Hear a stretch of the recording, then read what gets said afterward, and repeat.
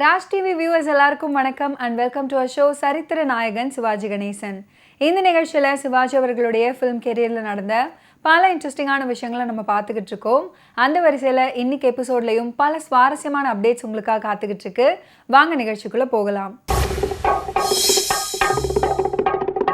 அம்பிகாபதி 1957ஆம் ஆண்டில் திரைக்கு வந்து 100 நாட்களை தாண்டி ஓடிய ஒரு திரைப்படம். படத்தின் கதாநாயகன் நடிகர் திலகம் சிவாஜி கணேசன் அவர்கள், கதாநாயகி பி பானுமதி அவர்கள். இந்த படத்தை ப்ரொடியூஸ் பண்ண பட நிறுவனம் ALS புரொடக்ஷன்ஸ். படத்தை இயக்கியவர் பா நீலகண்டன். இந்த படத்துடைய திரைக்கதை எழுதியவர்கள் சக்தி கிருஷ்ணசாமி, சின்ன அண்ணாமலை மற்றும் மா லக்ஷ்மணன் அவர்கள். உரையாடல்களை எழுதியவர் இயக்குனர் பா நீலகண்டன். அம்பிகாபதி படத்துக்கு மிகவும் அருமையாக இசையமைத்தவர் G ராமநாதன் அவர்கள்.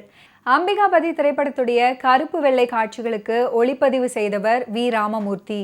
கேவா கலரில் படமாக்கப்பட்ட காட்சிகளுக்கு ஒளிப்பதிவு செய்தவர் WR சுப்பாராவ் அவர்கள்.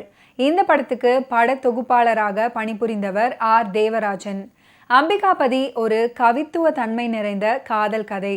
12ஆம் நூற்றாண்டில் ஆட்சி செய்த முதலாம் குலோத்துங்க சோழனின் காலத்தில் நடைபெற்ற கதையை அடிப்படையாக வைத்து இந்த படம் எடுக்கப்பட்டது.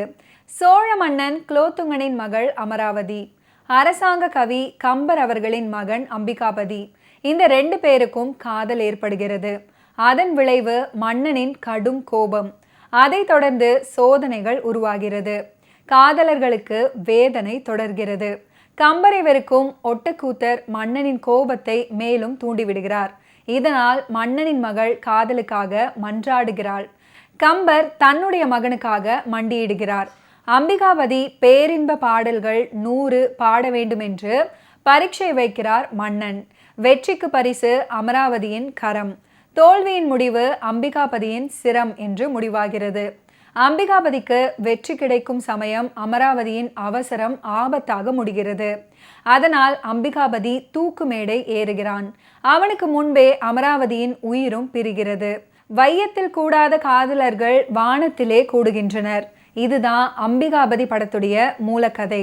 கண்ணம்மா, வேங்கி நாட்டு அரசன், அவருடைய தோழன், இப்படியான சில புது கதாபாத்திரங்களுக்கு வேலை கொடுத்து திரைக்கதையாக மாற்றியிருக்கிறார்கள் படக்குழுவினர்கள்.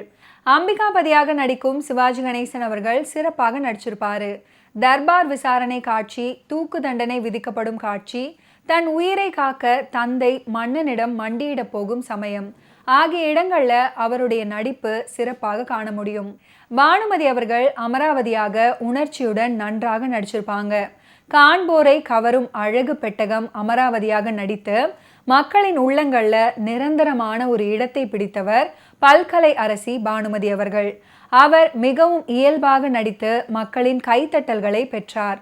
இந்த உலகை விட்டு மறைந்தாலும் நம் மனதில் விட்டு என்றும் நீங்காதவர் பாடகர் SP பாலசுப்ரமணியம் அவர்கள். SP பாலசுப்ரமணியம் அவர்கள் பல சாதனைகளை புரிந்திருந்தாலும் மிகவும் குறிப்பிடத்தக்க சாதனையாக பலரும் பார்ப்பது அவர் மூச்சு விடாமல் பாடிய பாடல்தான்.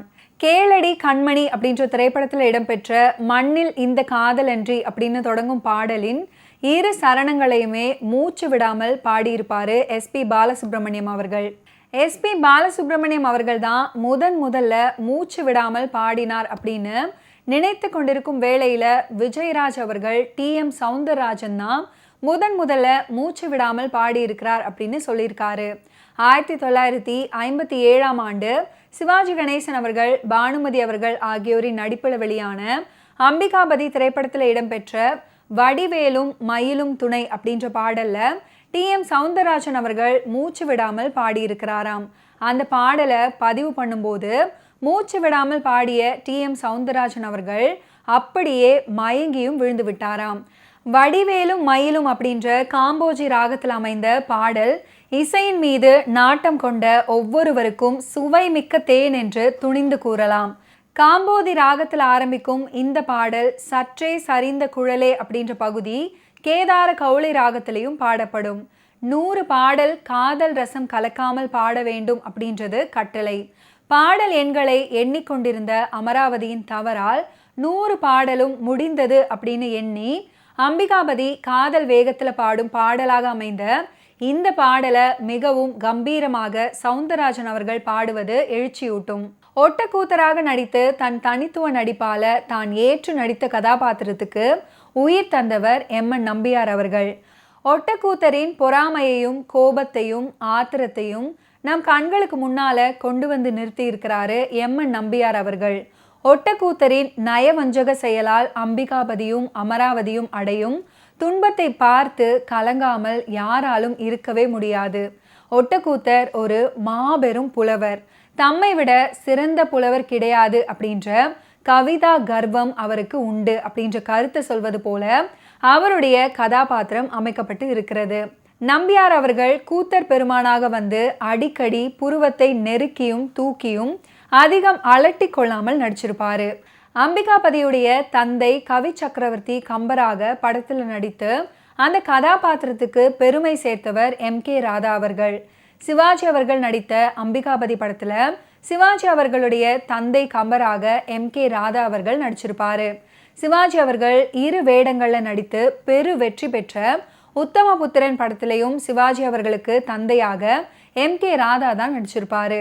இவை தவிர சிவாஜி அவர்கள் நடித்த வணங்காமுடி, புதையல் ஆகிய படங்கள்லையும் எம்.கே. ராதா அவர்கள் சிவாஜி அவர்களுடன் இணைந்து நடிச்சிருப்பாரு.